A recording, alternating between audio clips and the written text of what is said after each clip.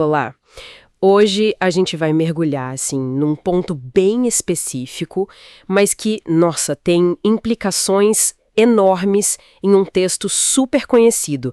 É uma palavrinha só lá no Salmo 22 da Bíblia hebraica. Uhum. E dependendo de como você lê essa palavra, o sentido de um verso famoso pode mudar bastante, né? Exato. Nossa fonte para essa conversa é uma análise bem detalhada do André Klein Rosa sobre esse termo hebraico específico, ka'ari. A ideia aqui é explorar essa argumentação linguística e textual que ele traz. E, olha, a relevância disso é imediata, né? Porque esse versículo especificamente é muitas vezes interpretado como uma profecia messiânica muito, muito direta. Sim, super conhecida essa interpretação. Então, essa análise que a gente vai discutir, ela investiga justamente isso. Será que essa leitura tradicional bate com o hebraico original? E com o contexto do próprio Salmo? É isso que a fonte levanta. Ok, então vamos desembrulhar isso. Primeiro, só para situar, o Salmo 22, ele é classicamente entendido como um lamento. Né, um lamento muito forte do rei Davi. Isso, por angústia. Ele está descrevendo uma situação de abandono cercado por inimigos violentos. E ele usa aquelas metáforas bem vívidas, tipo torros de Bazã, cães. Imagens fortes. Exato, uma sensação de ataque brutal mesmo. É nesse clima todo que aparece a palavra crucial, certo? Exatamente aí. O foco da análise da fonte está no versículo 16, ou 17, depende da Bíblia que a pessoa usa. E nessa palavra hebraica, ka'ari.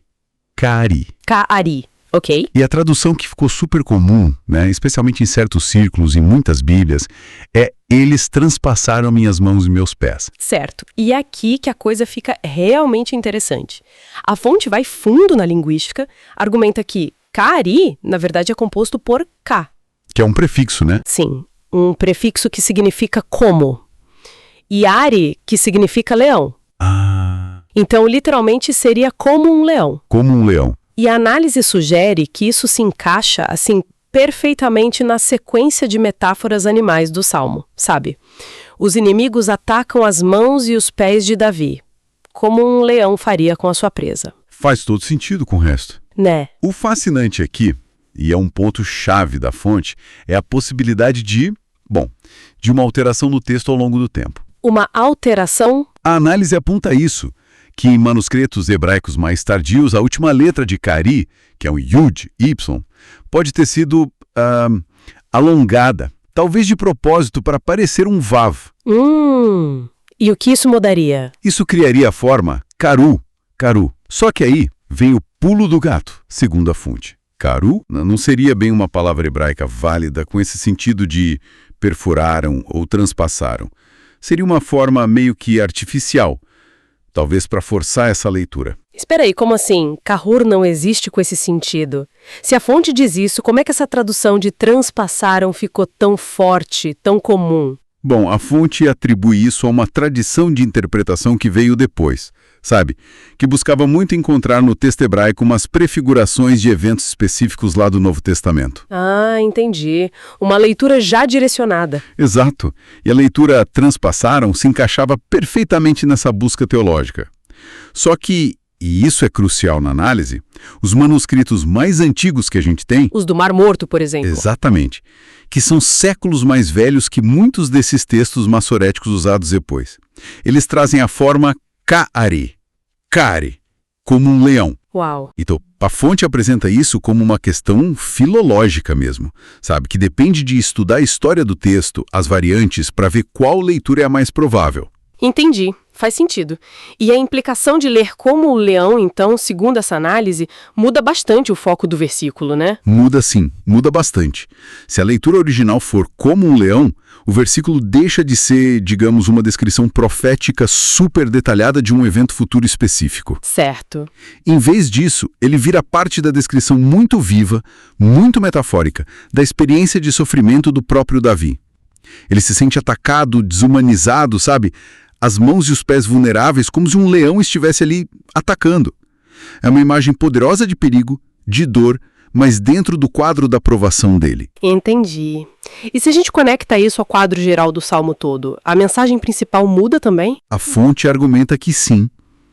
A ênfase, então, se desloca mais para a profundidade desse sofrimento, dessa sensação de abandono. Mas, e isso é importante, também para a resiliência da fé. A fé que continua ali, mesmo nesse extremo. Davi se sente tratado como uma presa, né? Como um leão faria. Mas o salmo não acaba aí no desespero.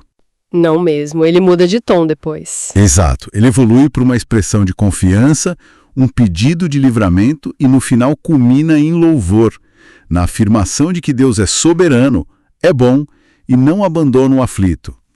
A mensagem central então seria mais sobre Atravessar essa desumanização pela fé. Então, para resumir a perspectiva da fonte que a gente analisou, a palavra-chave nesse verso tão debatido seria Kaari, como um leão.